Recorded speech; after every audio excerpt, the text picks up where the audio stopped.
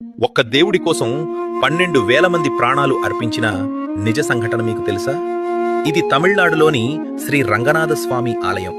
1323లో ఢిల్లీ సుల్తానులు ఈ ఆలయాన్ని దోచుకోవడానికి వచ్చినప్పుడు వారిని అడ్డుకోవడానికి అక్కడ సైన్యం లేదు. స్వామివారి విగ్రహాలను దాచడానికి అర్చకులకు కొంత సమయం కావాల్సి వచ్చింది.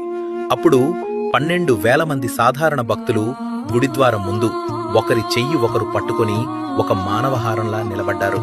ఆ దుర్మార్గపు సైన్యం వారిని ఊచకోత కోస్తున్నా కూడా వారు కదలలేదు.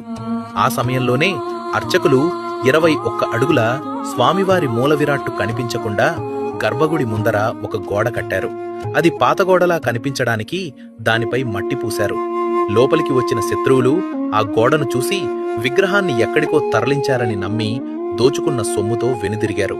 సరిగ్గా 48 ఏళ్ల తర్వాత విజయనగర రాజుల ఆధ్వర్యంలో ఆ గోడను పగలగొట్టి చూస్తే స్వామివారు చెక్కు చెదరకుండా దర్శనమిచ్చారు.